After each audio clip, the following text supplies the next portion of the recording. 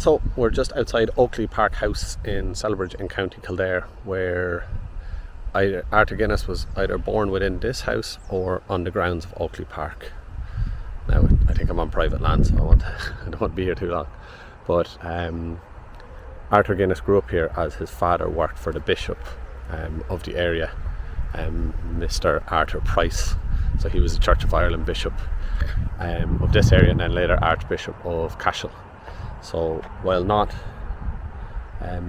Guinness himself didn't come from big money, his father worked in an area that allowed him to become rich eventually. And Arthur Price bought a malt house in Celbridge town, which Richard Guinness, Arthur Guinness's father, would eventually take over. And it's here that they believe Arthur Guinness started to learn his brewing trade. But and that's who Arthur Guinness was also named after, Arthur Price, the Archbishop and Bishop. So this is Oakley Park House where he was born, and I'll just get out of here and we'll head into Celbridge town and we can talk a little louder and a little further. Okay, I'm hoping the audio will be working on this, and I'll try and fix it. So I had to whisper a little bit at the house there because I believe it's either a retirement home or it's a hospital, and it's at 10 in the morning on a Sunday, so I didn't want to be talking loud and maybe wake some people up or get security coming out after me. But that house and the grounds is Arthur Price's home. Arthur Guinness was most likely born within the house or definitely on the grounds of a home that no longer exists. But his younger years were most definitely on the grounds, as his father Richard Guinness was the land organizer, the land secretary for Arthur Price, who would have been a wealthy Church of Ireland minister. So Arthur Guinness grew up in Celbridge, and upon the death of Arthur Price, he was also named after Arthur Price, which I think I said already, but he also received £100. Sorry about that. A fella who was showing me how to get into the Price house and then maybe into another abbey. I was just walking back and forth, so I was having a chat with him. And so we'll see if I can get in. So what I'm saying then was, after Arthur Price died, because his father and Arthur Guinness were employed by him, he left £100 to both of them. And then, but before that, at the age of 18, Arthur Guinness's mother had died, and his father remarried to a woman from the town. Now the name's going to go off the top of my head, but she owned or worked in a public house within Celbridge town, and it may have also been that Arthur Price had gifted Richard Guinness a brewery to work at. So whichever way it happened, because obviously it was over 200 years ago, more. The history is not completely recording well, but they did start to work in public houses in Celbridge town, and I can look for one of the pubs now. So with this one,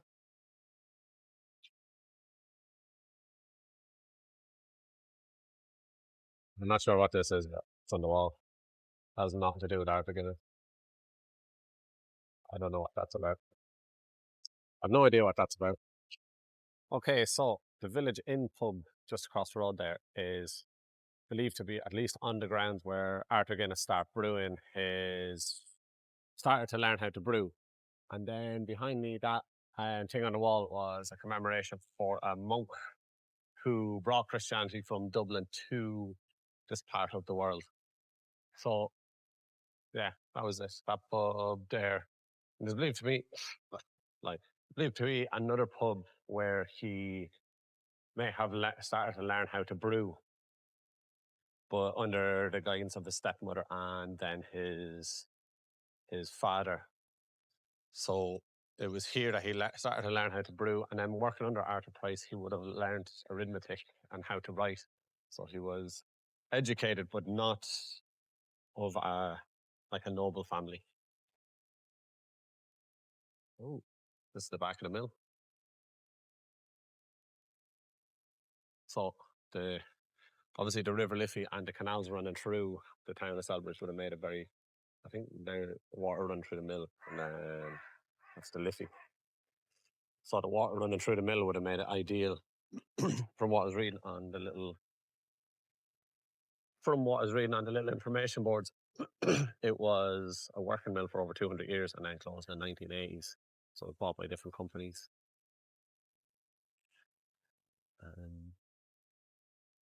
Yeah, that's the River Liffey now we're walking across. So what I'm trying to do is follow the guidance of that fellow was talking on the road and see if I can get around to the back of the old abbey. So I'm not sure if it's possible. He said there was jumping a gate involved, but I don't know if I was supposed to go over the river or not first. Or if the gate was before that. But we'll wait and see. But there's lots of little trails around Celbridge. That's a nature trail that you can follow if you wanted. So Celbridge is actually kind of close to me. There's also a heritage trail that you can follow in the footsteps of Arthur Guinness. And it actually starts in Leixlip, then out to Celbridge, and then to his graveyard, or the graveyard where he's buried. But if you're going chronologically, Leixlip would be in the middle of this little trip that I'm doing. So he was born in Celbridge and grew up here, and then moved to Leixlip to open his first brewery himself. And we'll go there next. But as far as I know, there's not really a whole lot remaining. So what the heritage trail is like a couple of the points where there might be something related to him, and then old big houses and other heritage places that you could go and check out along the way. Because, for example, that house where he most likely was born, or at least on the grounds, that is on private land. So they don't want people going in. So the Castletown House is suggested as a place to visit instead. I think I'm coming up to where that fence would be to jump, but it's kind of busy for a Sunday. So I'm not sure if I'll be able to get over. So while we're walking here, because I couldn't find that way in, Arthur Guinness was born on either the 24th or the 28th of September, 1725. Grew up in Celbridge and started learning brewing in his late teens and early 20s. He then moved to Leixlip with some of the money he had from Arthur Price's death and his experience here, and he bought a small brewery there, which he expanded over time.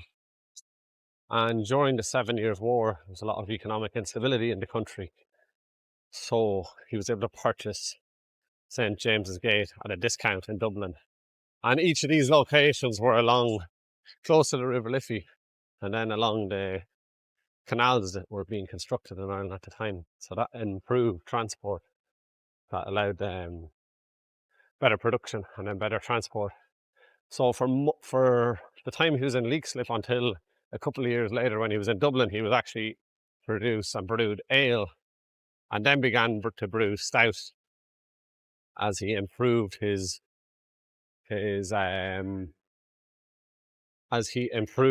techniques and the flavours. But the new House of Guinness will actually focus on his grandson and great grandchildren. So his son Arthur, he had a lot of children. I think there was something in the region of 24 children, and 10 survived into adulthood. His oldest son would become a vicar or minister in the Church of Ireland, and it was his third child or his third son.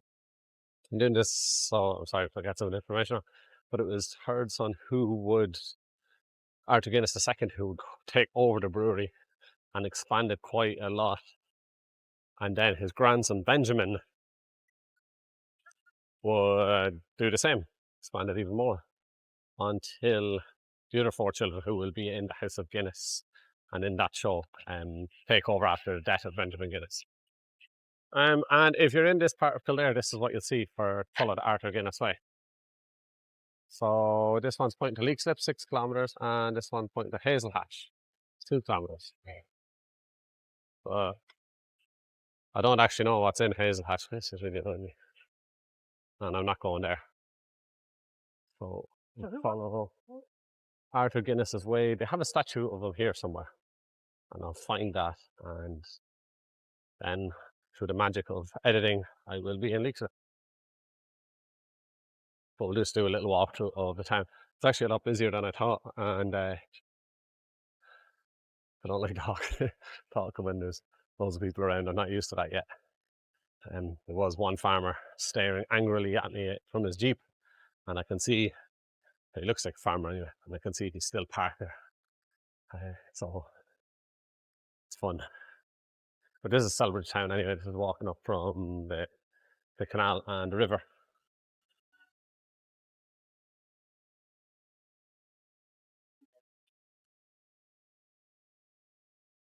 So that's the pub where he learned how to brew. And not sure where the statue is, so we'll just go along. So the house behind me there, Kildare House, was built in 1719, and this is the house that was potentially gifted to Richard Guinness by Arthur Price, or at least he was allowed to work here. So it was a malt house, so they would have brewed inside there, I believe. I'm not really sure how malt house works, but then this is the main man himself. So, Arthur Guinness, 1725 to 1803. So they are very proud of him here. So he grew up here and then moved to Leixlip and then on to Dublin, St. James's Gate. And sorry, I'm getting when people walking by and forgetting what I'm saying. But yeah, this was the home place of Arthur Guinness, and this was potentially the home of his father and stepmother. And then they would have worked in the public houses. So I just came across one man who helped me try to sneak into a couple of little places, and then 2 young lads, one of them spotted the camera and was asked, was I a YouTuber, which was very nice. So I said, I'm a little tiny one. And I told them this video will be up in about a week. So if you see this, lads, how are you? And I hope you have a good day. And thanks for saying hello. Apologies for my editing skills if you are watching this, because I'm still just growing. So run across now. So, just go down. Now we're in the town of Leixlip, where Guinness's story really took off, and I want to thank my friend Nicole for this suggestion. So Nicole's from Leixlip, and her mother were very upset that people don't know that Guinness really started here. And the man that gave Guinness his name, Arthur Price, he is buried, I don't know if you can see the church, he's buried under a nave or traverse. I can't remember what I was reading there for a second ago, but he's actually buried in that church in Leixlip town, and this is Arthur Square. So I'll take a walk through the main street, but you can see here on the map. So this is another bit of the Arthur's Way Heritage Walk. But we're here, and I'm thinking if I go up that path, that will bring us to houses that they had to rent for their workers, and then the original brewery site. And then across the way would be more houses to let for staff. So this piece here is the yellow. There's a dead spider. And the Leap Inn was part of the mill complex. So the reason the place was chosen is because it's 2 rivers meet here, the River Liffey and the River Rye. So yeah, and that's St. Mary's Church. So it's a Church of Ireland church. And then there is an old, I don't know what this is called, like there's no boathouse or something. But we'll take a walk up towards towards where the distillery would have originally been built. So, sorry, I'll get back a bit of history. He came here when he was 30 years old after inheriting that £100 from Arthur Price, and that was in 1755. So from 1755 up until the purchase of St. James's Gate, Arthur Guinness would have lived here. And there's actually a castle, I don't know if I can see, there's a castle. I'll see if I can get in because I know it's still there because I used to work for DPD deliveries and I got a delivery and I was like, this has to be a joke because I'm delivering into an actual castle, but it wasn't. So, and I think it's some of the Guinness descendants. I think it's a proper castle. You can visit it, but I'm not sure how. So I believe I'm taking a walk, right walk. There's a river.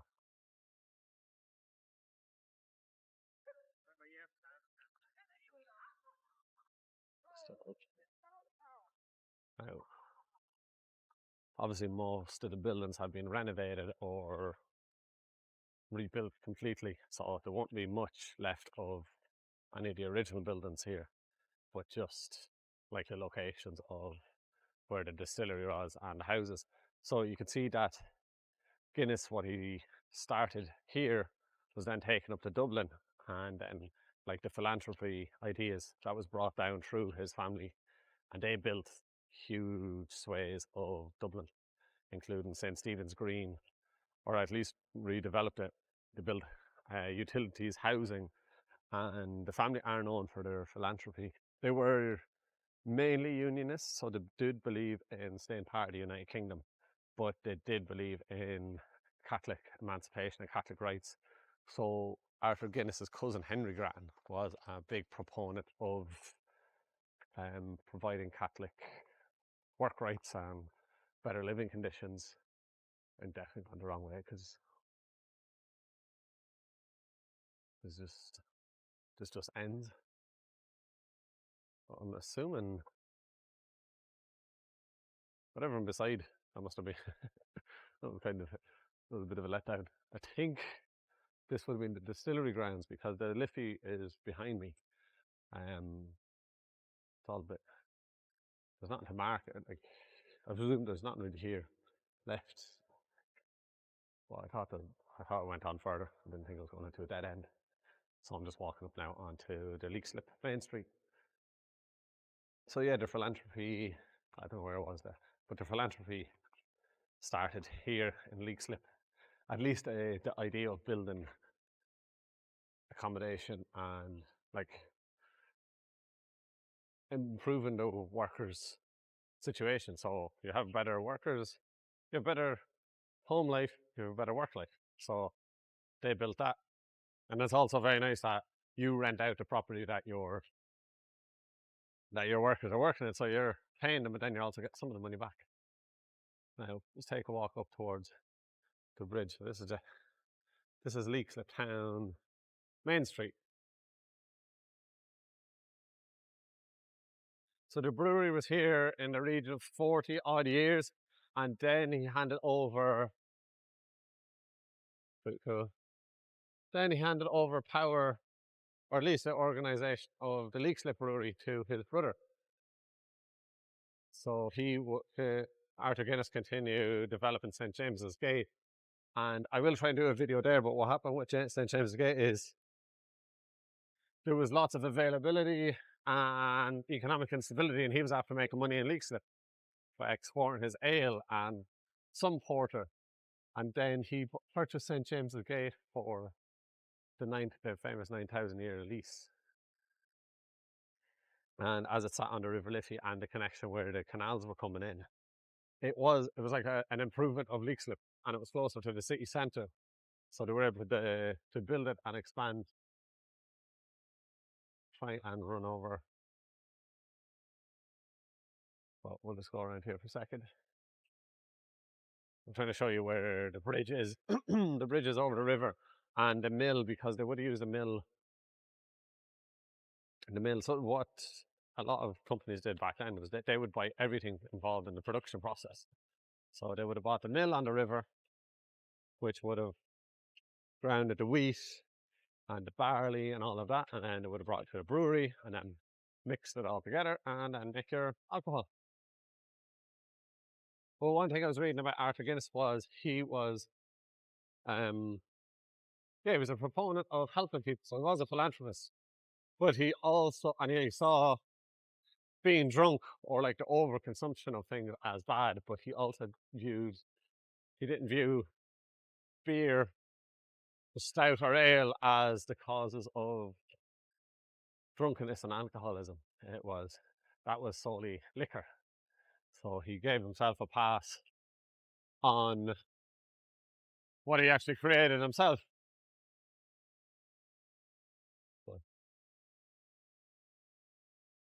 So, that's the old toll house. So that if you wanted to cross the river, this river we're just going over now, you would have had to pay a little fee there.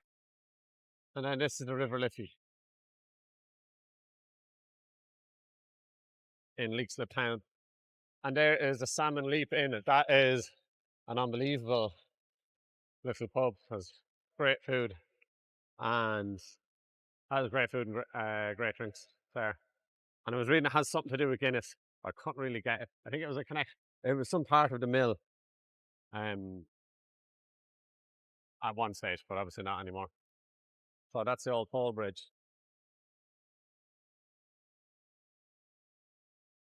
So St. James's Gate, the power and the finances came from Leixlip town in Kildare. And then the name Arthur Guinness is buried in Leixlip town. So a lot of people know of the history of St. James's Gate and how it developed into a huge global brand, but it actually started in Celbridge with his training kind of, and then improved in Leixlip over nearly 20 years. And then like the brewery and stuff stayed here for quite a lot longer. And he was only buried then down the road in Othred, I would say that right. But he's buried next to his mother. His father's burial place isn't known, but it's probably most likely the same graveyard. So he still had a connection here, and obviously his extended family would have lived here, at least in this area. But back then, horse and cart, I'm not sure how long it would take to travel to Dublin, but they would have had extended family here. His brothers would have still worked here, and the castle that I'll try at least get a little bit of an image in was most likely his residence here for quite a while, and then later other family members. I could be wrong on that, but if we do get to see the castle, you'll understand, because they would have had plenty of money back then. I'm just going to try and go across to, there's a little information board. I'm just seeing if I'm anything else I can add. Don't want to die. So Leixlip town is still like similar to Celbridge. It doesn't have as many big houses as a couple of. So it does have its own heritage trail, of course, like everywhere else. Nothing I can really see on that. The Liffey Bridge, the Toll House, the Salmon Leap Inn.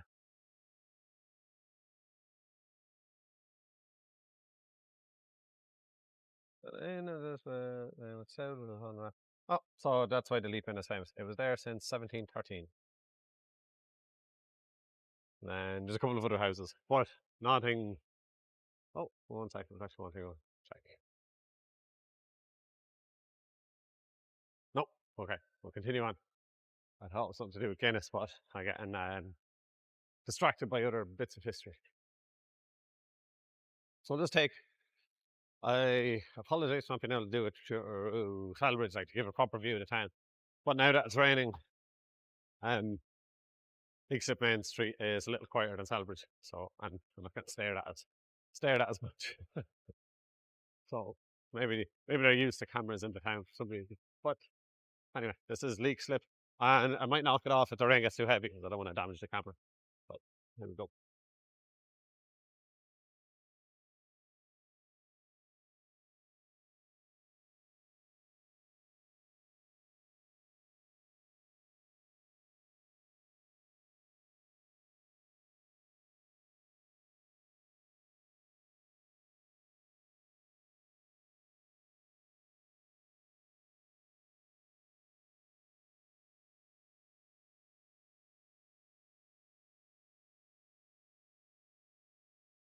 These first few houses would have been some of the first ones on offer to Guinness, or like at least to the people of Leixlip.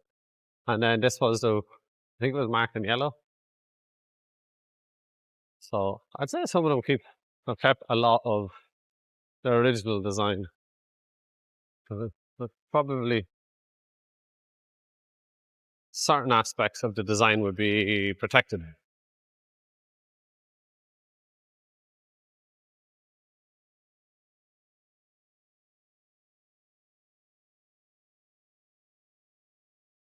Oh, I wish this rain had stopped. But yeah, exploring in Ireland during this time for the next few months is going to be crap. But anyway, there's Leixlip Square. Well, we'll have a quick look. See what's on the wall. I'm wet anyway, so this doesn't make much of a difference now.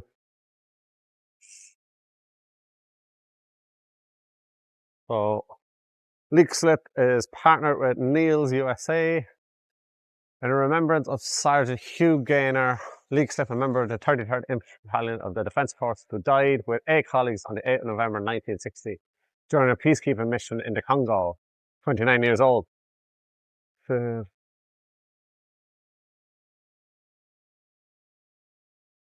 Intel saying hello and thank you.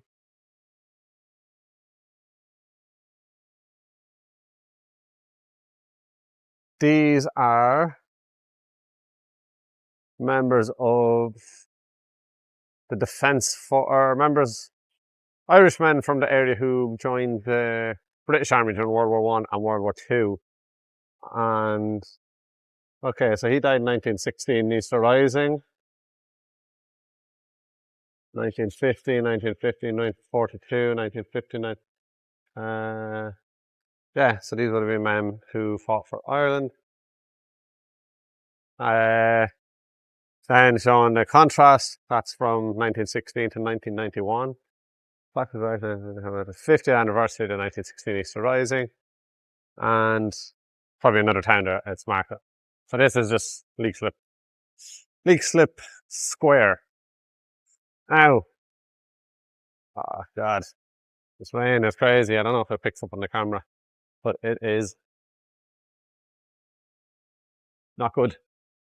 Oh, while I'm here anyway, I can't go in, but I can't find the grave and I don't want to walk around when people are doing when they're at Mass. But the church was originally built by the Normans and similar to probably around the time of the castle was built. But only this tower, where is it? That tower. That's all that remains of the original church because it was destroyed by Robert the Bruce in 1317. And then the rest of the church was rebuilt around it. So I'm just reading here. The original church on this site was built in the 12th century.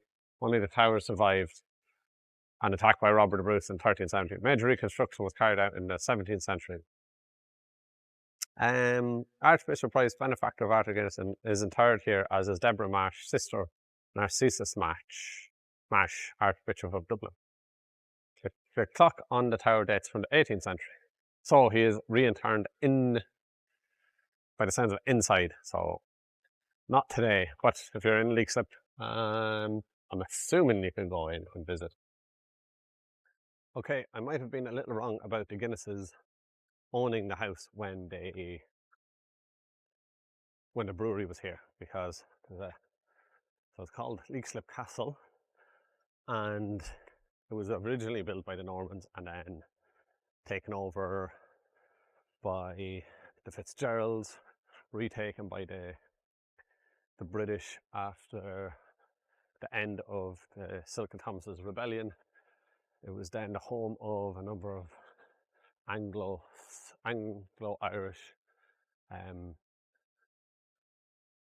homeowners that took control, and finally it was purchased by the Guinnesses, or extended Guinness family, in 1958, and it now is owned by the Guinnesses. But before that, it was originally the Normans built it, and it was used as a place of control for traffic into Dublin, military and administrative power outside of the Pale. And then I was reading also the censor of the media from 1916 till 1922, obviously when Ireland got its independence. He resided here. Now, there was a list of names on the front at the entrance, so it just happened. I don't remember the names because I was just reading that. I didn't know the history really of the castle too well, but this is it.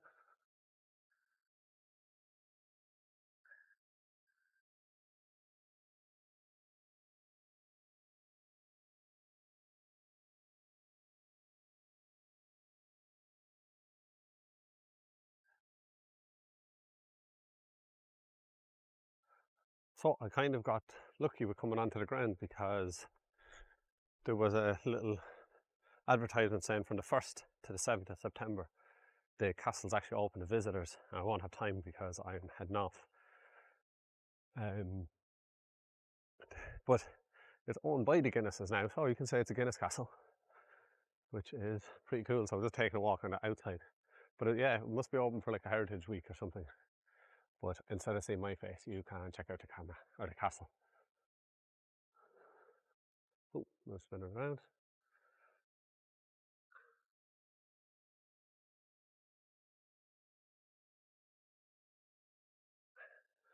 Now it would be cool to check out the inside, but I just don't have time. So they obviously open it up.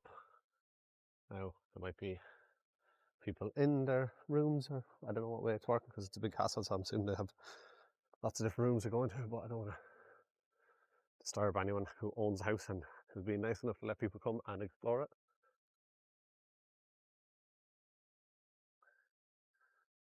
But I was right, it was a Guinness house. I just got the years wrong by about 250. It's not too bad. The problem was with castles and the grounds, the castles and stuff like this, is you can't appreciate the size of it because the camera, not even the size of it, how it looks. Oh. Now I'm hoping this is open. I assume so. Sorry, there's a better view. The camera's not great.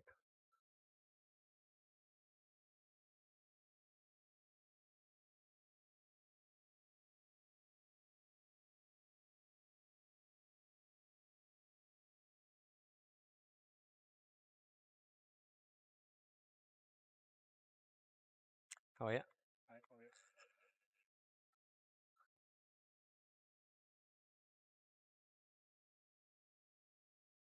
Oh, that's a lovely lawn.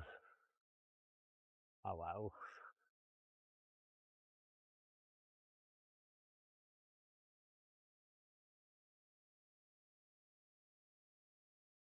It's pretty nice.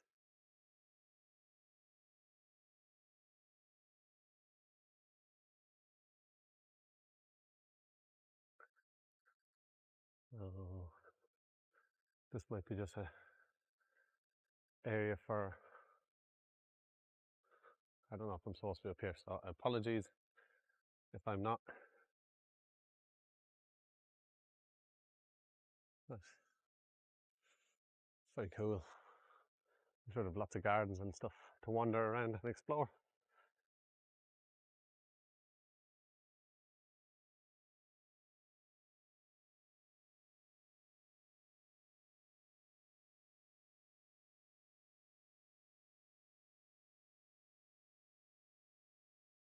And that just leads back out.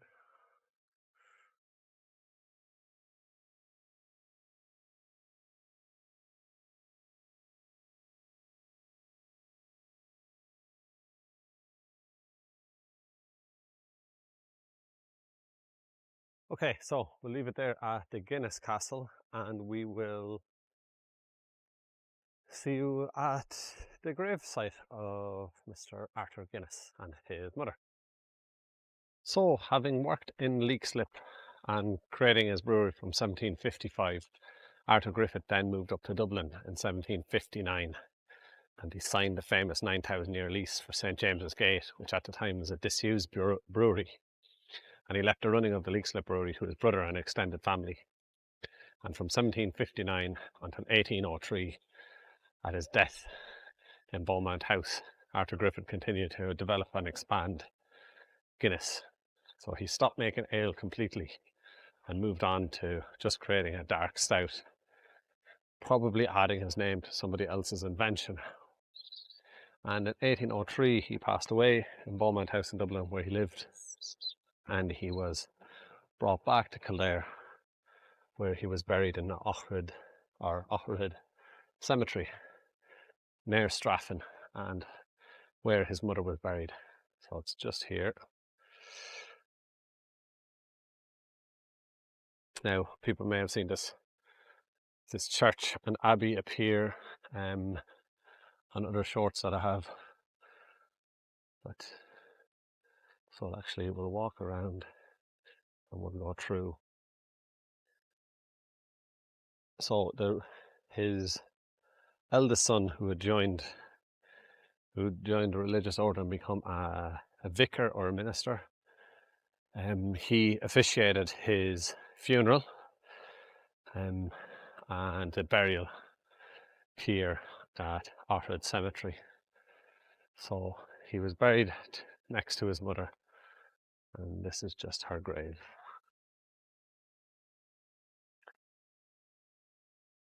So this is the burial place. Oh, that's hard to make out. Wife of Richard Guinness. So Arthur Guinness's father. 44 years. Age 44 years. Yeah, so she was young. He was only 18 when she passed away.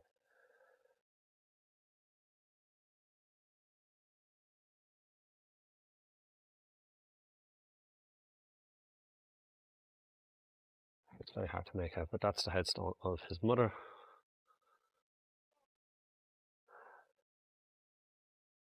And then this is the headstone of Arthur Guinness.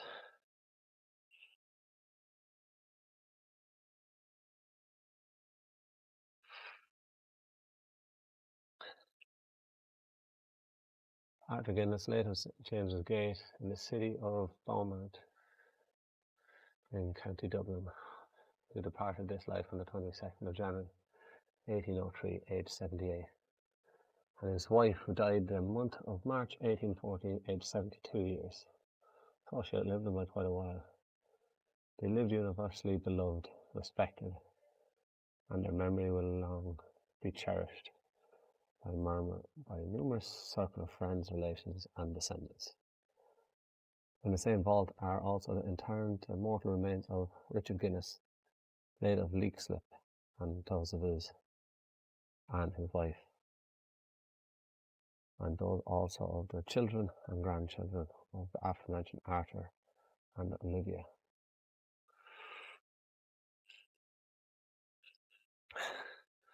So that is the burial place of Arthur Griffith. Dublin, I think that. And then there's some more Guinness family members here. Richard Smith. Oh, I'll check now. Richard Smith Guinness, born in Dublin 13th of June 1818, died Lodge Park 22nd of August 1979. So obviously his family, this is the family plot. This is inside the chapel where he's buried. And there's one, show you this. If people want to check it out.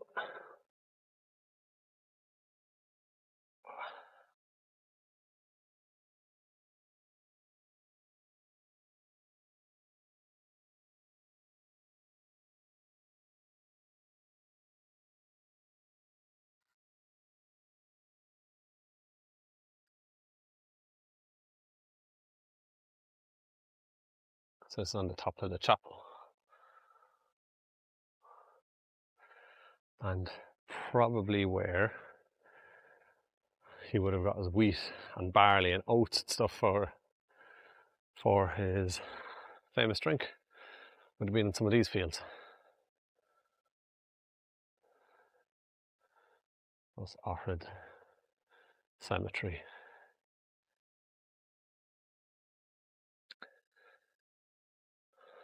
And that will be the end of the journey of Arthur Guinness in County Kildare.